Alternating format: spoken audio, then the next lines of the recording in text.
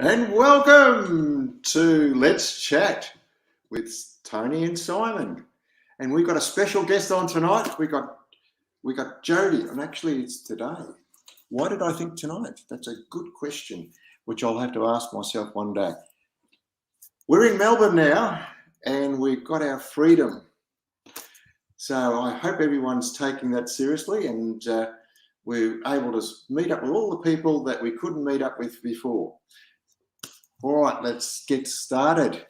You might ask, who am I?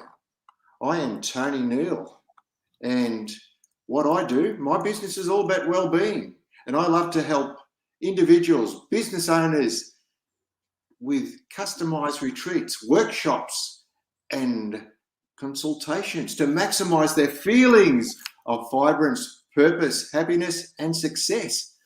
And today we've got Simon. Simon, tell us what you do. Good morning, Tony. How are you, my friend? I'm going really well. Isn't it such a pleasing, just so happy to be outside of lockdown. And as you say, being able to officially have our freedom back. Yes.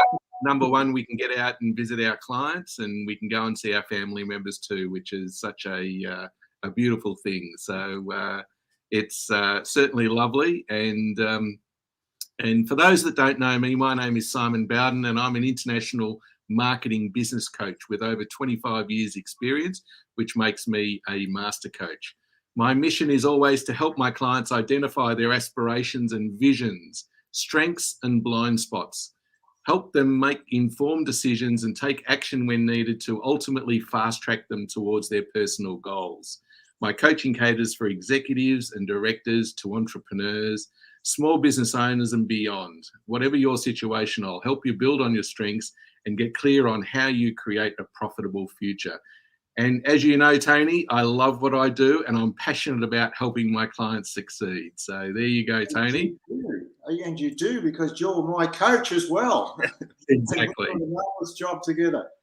Good on you, Tony.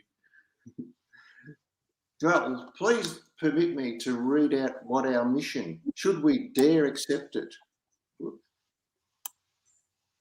Our mission is to educate and engage with our audience with lively discussions with experts to gain their valuable experiences, tips, and benefits of the business and well-being practices they offer.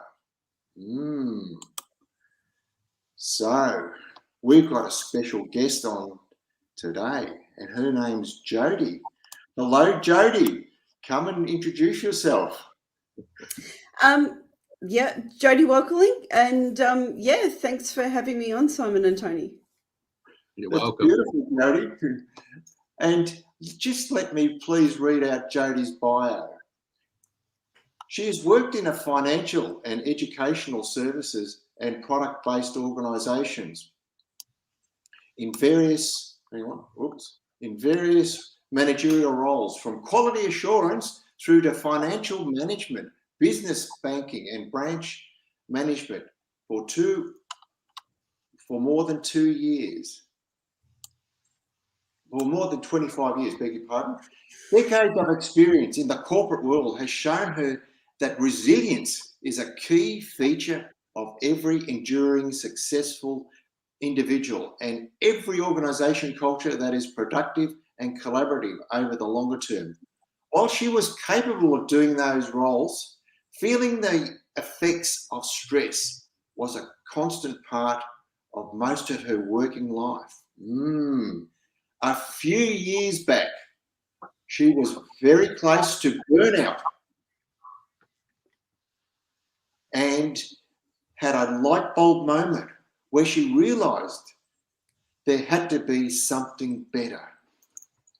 She took a path of helping her own stress through a series of education, which morphed into helping others, which morphed into leadership and culture. She is passionate about assisting businesses to build an enduring, resilient culture at the whole culture level. the various levels of leadership within the business and at the individual level. So the business as a whole and the individuals within the business can experience the enormous benefits of an enduring, resilient culture. Wow. And I've just been talking to people, and I think one of the things that's come out is that even though we've been granted freedom, there's a lot of people still stuck in that mindset because they've been stressed out with lockdowns about coming out. So Simon, what do you think about that? What about your clients? Have they mentioned that to you?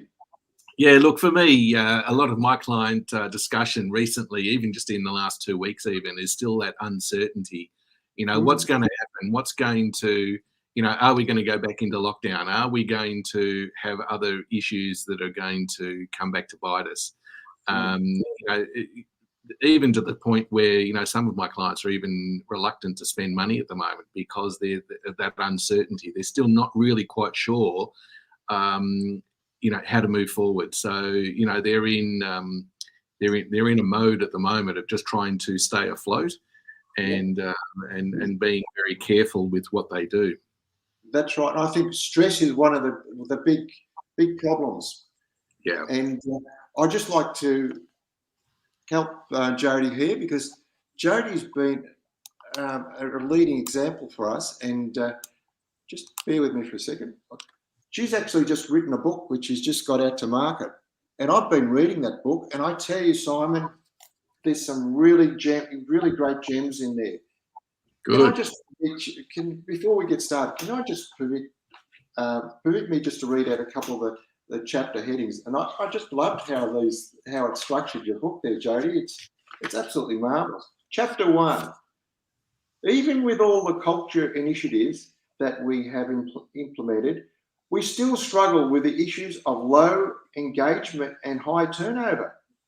Well, I know from my clients that you know, there is a high turnover, and it's a thing called, you know, the Great Resign thing happening at the moment. A lot of people are turning over.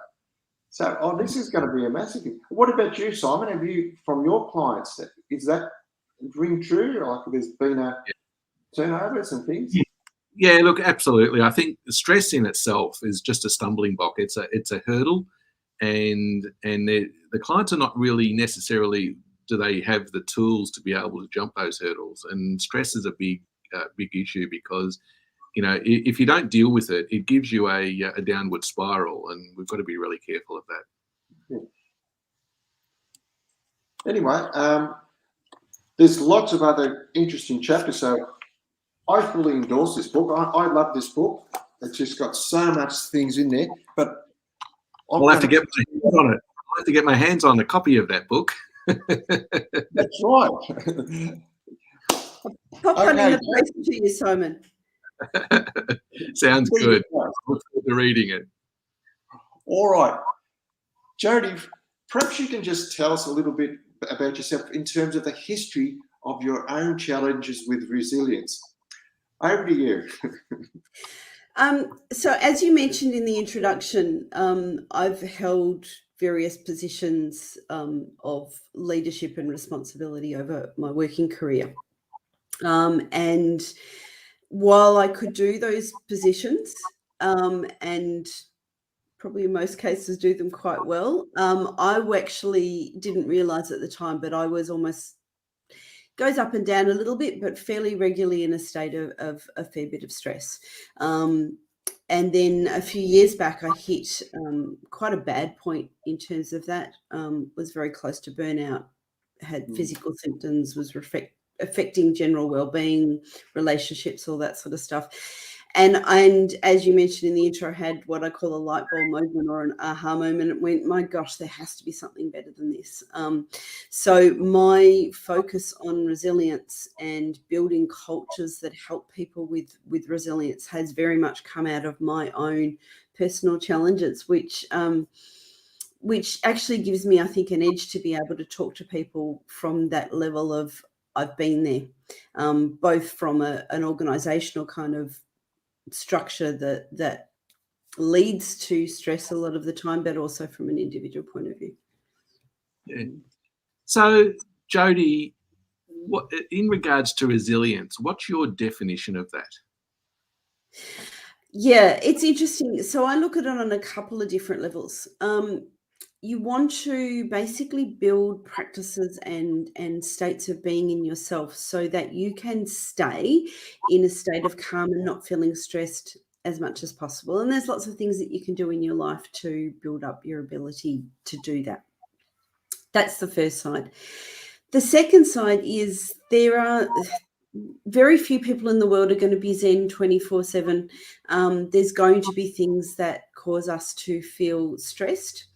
So the second side is when we are stressed, picking that in ourselves, because that often is halfway there. Most people live in such a state of stress, and this very much applied to me, that they don't actually realize that they're stressed or how stressed they are. So pick it in yourself and then have practices and processes to bring yourself back to calm. Yeah. Okay. No, good point. You've been quoted as saying we don't have to accept stress as a way of life. There is a better option. What do you really mean by that, Jodi? Well, it goes back to what I said before, is that a lot of people are stressed and they don't realize. It seems to be just almost an undercurrent of most of modern society. And part of my real mission is to tell people, well, that actually isn't the case, and that's actually really not good for us physically, mentally, productivity-wise, being able to perform at our best mentally wise. It's not good for us long term. So my mission a lot of the time is to go, okay, this is what's happening. This isn't normal. It's not good for us. Let's work on creating a better future, because there's ways that you can get on top of it. Yeah, just adding to that, Jodi, we at our health retreat, we deal with a lot of people with stress, and it was from a health point of view, stress is the thing that sort of shuts down your organs, because what happens is the over a sustained period, the actual client actually gets into a fight and flight sort of stage, and the blood doesn't get to their organs, and that means that their immune system goes down, and that's why there's probably a lot of people being sick at the workplace, because they get stressed out, their immune system's down. And this can happen to business owners, because I know from quite a few of my clients, the business owners, they get too stressed, they get sick, whatever. What about you, Simon? Have you found that as well with your clients? Yeah, I think stress is one of those things that I tend to agree with Jodi, that many people probably don't even realise they are actually in a stressful situation. And I think for me, I can identify it too, because business owners make wrong decisions. And I know, as a business owner myself, you don't necessarily intend to make the wrong decision. It's because you're under stress, you don't necessarily see all avenues, and you tend to make a decision based on how you're feeling at that particular point right there and then. And it may not be the right one. That's right. And I think when you're in stress, you're in a fear mode too. You instead of having a clear mind and saying, okay, is this a calculated risk? Oh no, something's going to happen. And it's that fear that causes the wrong decision. Have you found that too, Simon, that come out? Yeah, totally. Absolutely, Tony. Yeah. Yeah. What about you, Jodi? Have you seen that happening with the clients that you've been dealing with? Absolutely. So what you guys have both sort of highlighted goes back to a lot of the physiology of the stress response. So Yes. You're absolutely correct. So when we're stressed, our body acts as if we're in a life or death situation, which, as you said, Tony, takes us into that fight, flight, or freeze response. Yeah. And physiologically, part of what happens is things like blood flow goes to extremities, which means, as you said, blood flow to your main organs gets impaired or stops. So digestion, that key functioning in your body, your immune system, all that stuff, and quite a lot of other things are severely affected. And think of this over a long period of time. If you're in a fight or flight, I have to survive this situation, it makes perfect sense over a short period of time for your body to react this way. But look at that over months, years, has huge effects. The other side that Simon just talked about is one of the other responses of stress is that your brain, what areas are being used changes. So the functioning part of your brain where your critical thought happens, the functioning of that slows down and you go more into that survival amygdala fight or flight. So you're both absolutely spot on from my experience. Yeah. So Jodi, explain to me how you help your clients with personal resilience. Yep. So if I work with somebody on a one-on-one basis, I look at 3 levels of building resilience. And I find for everybody, pretty much level 1 and 2, for most people where stress is a regular issue, level 1, 2, and 3. So the first level is recognizing when you're feeling stressed. And there are certain things that you can do to trick that physiological response that we were talking about and bring yourself back to a calm state. So there's things that you can do to trick the physiology. So that's level 1. And they're quite quick and easy to learn, most of those. Level 2 is there's lots of lifestyle and mindset things that make an enormous difference to how we handle stresses in our life. So the 3 core health basics are sleep, diet, and exercise, but there's a whole heap of other ones that apply to different people in different ways. So things like meditation, having the structured things so you have time to do things you love and take breaks away from the stress, relationships, there's all sorts of things. And then, as I said, in that level 2 is also mindset. So how you deal with things that happen in your life and how you mentally view things has an enormous difference to your stress response. And the third level is basically for people like myself where stress is a regular, recurring thing. There are generally underlying subconscious things that people generally aren't aware of that cause them problems in terms of stress being a regular thing. So an example of that would be something like, I'm not good enough unless I'm doing an exceedingly good, close to perfect job or a perfect job. That underlying subconscious belief can really work against somebody's, they'll sacrifice their well-being in order to do that good job. And there's a whole heap of various subconscious ones. So that's something that generally comes out through coaching. What are those subconscious things that actually are almost a root of that stress occurring as a regular thing? And Jodi, why is it so important that leaders build their own resilience? 2 main reasons. One, they set the tone.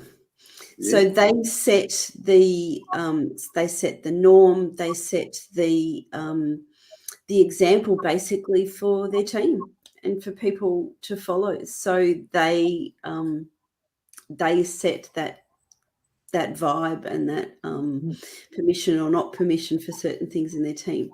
And the other side is basically the way that it relates to everybody else.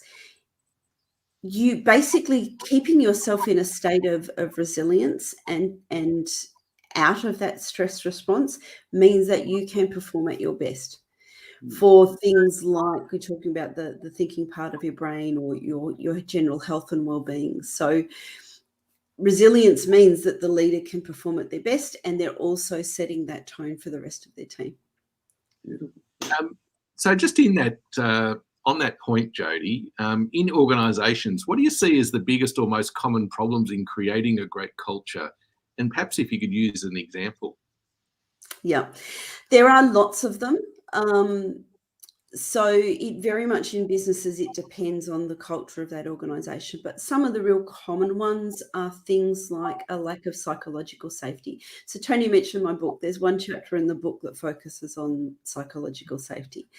So psychological safety is where employees feel safe to express their opinions and possibly say something that's a different opinion to somebody who's higher up on the organisational chart. They feel safe to step outside their comfort zone, try new things, and risk possibly failure or not doing it very well. They feel safe to collaborate and innovate and help others, because people who are stressed quite often will, people who don't have psychological safety will quite often go insular and not actually reach out and be an active part of a team. So psychological safety is a big one. Gosh, there's so many of them. Things like having systems and processes in place so that people know what they need to do, but can operate within those parameters of what they need to do and are given the appropriate tools, resources, training, basically to empower them to be able to perform at their best. So that's just a couple of examples. There's so many within organisations. Yeah, the ones that I've found was getting staff engagement and keeping high retention. Would you like to comment on that? Yep. So again, that depends on the individual organisation, but people in essence need to feel heard, valued, respected, cared for.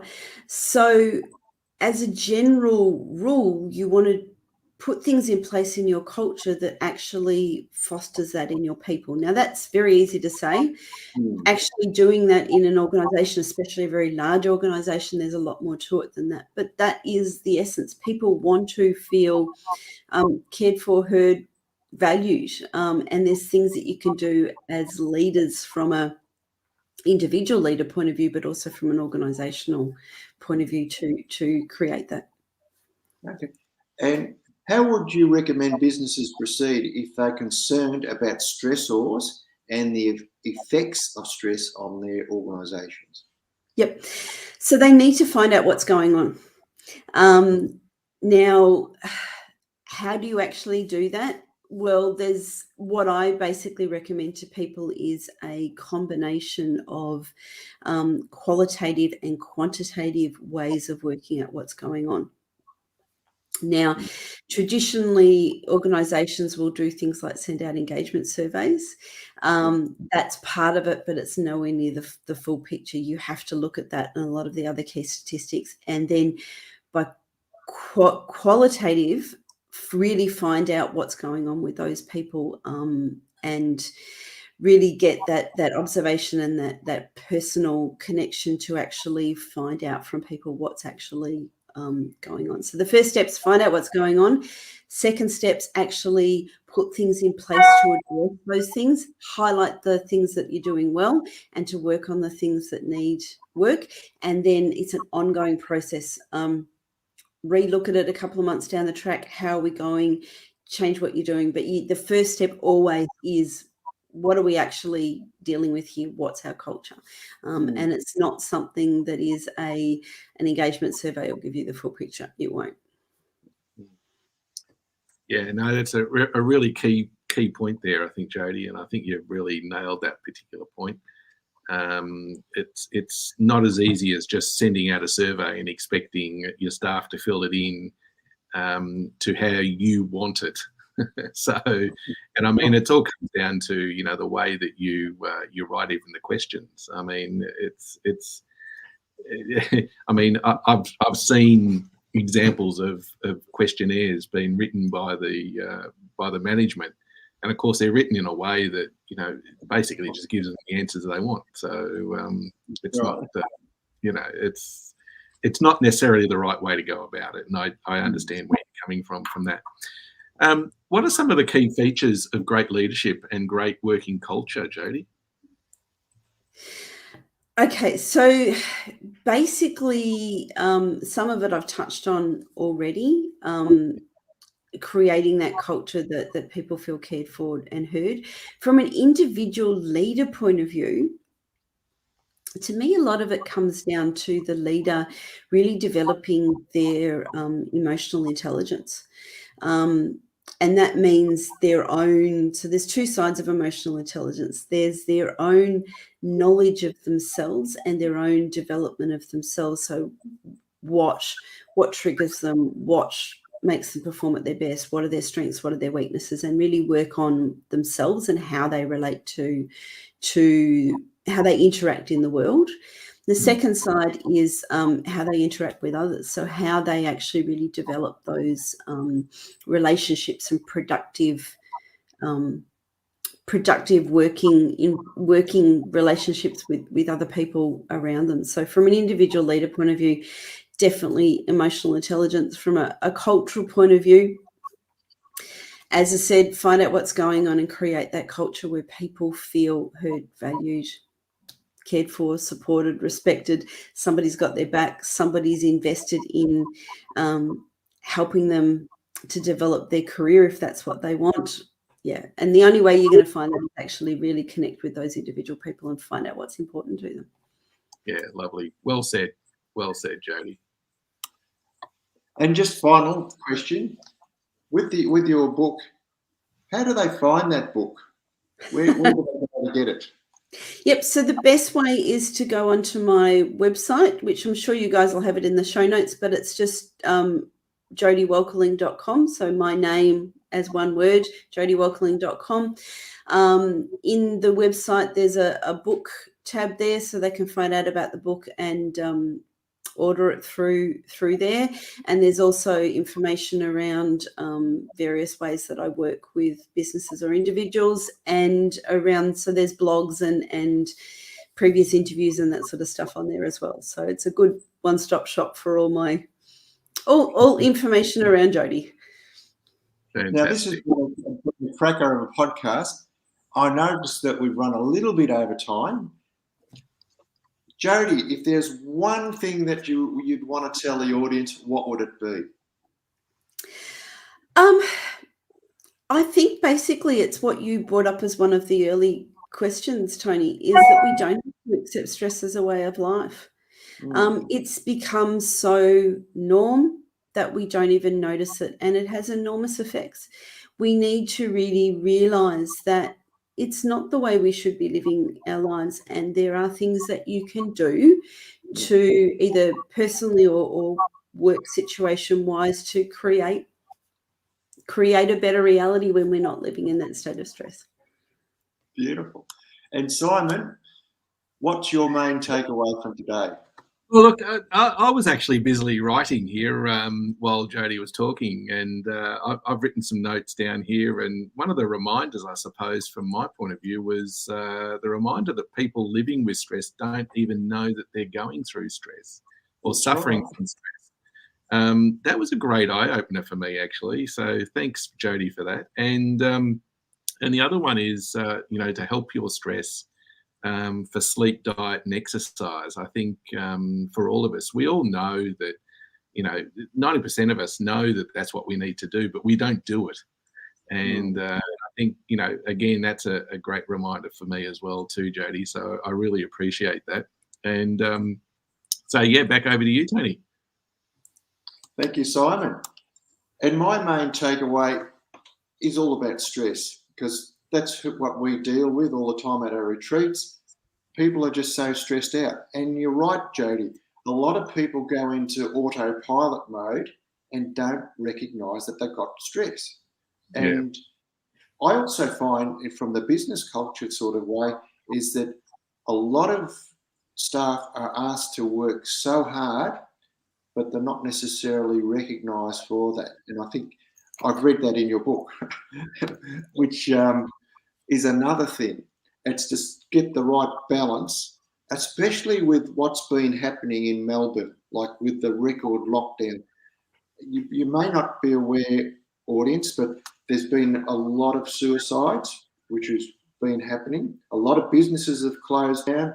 a lot of stress has been happening, and it's happened to the staff as well. There's been a lot of relationship breakdowns. There's a lot of things that are happening outside of the business, and it's to recognise that and to be very careful about pushing staff too hard under difficult circumstances. And Jodi's right. It's about the management team getting to get a little bit closer with the staff and saying, well, what's going on in your world? And understanding that to help them go forward. So, Jodi, I really want to acknowledge you for bringing this forward to get this awareness out to the wider audience and to business. It's so important that we understand what this is, what's causing it. I'd like to also acknowledge you too, Jodi. I think you've been a wonderful guest today, and you know, as a thank you, I'd like to offer you this lovely box of chocolates. But, I'd just like to say that because that you were talking about your body closing down with organs, with stress and all that sort of thing. Unfortunately, I'm not going to be able to send you that because I'm going to need to eat those myself. So I don't have a stress problem. So they should be able to go down pretty easily. So again, thanks very much, Jodi. I really appreciate you coming on with us today and sharing your insights. And it's been an absolute pleasure. So thank you. Thank you both so much for having me on, and thank you for that little bit of extra humour around the chocolates at the end, Simon. Tony, also the point that you made around suicides and businesses struggling, really, really important point. I'm really glad that you raised it because it's a major issue at the moment. So important to really look out for each other and to look out for ourselves. So thank you both so much for the opportunity to chat. Well, thank you, Jodi. And we've got another show coming on, Simon. Would you believe that? We're up to show 29. Yeah, we go. Now, we've got a special guest coming on who's been through a lot of personal and physical problems, and her name's Justine Fox, and she's going to be a really good person because of her personal challenges that she's been through, her physical challenges, and the courage that she's actually shown to get through that. So whatever you do, audience, don't miss a fortnight's time. On that note, I'd like to say thank you to Jodi and to Simon for putting on such a wonderful show, and upwards and onwards, and let's take it away. Okay, thank you very much. Bye.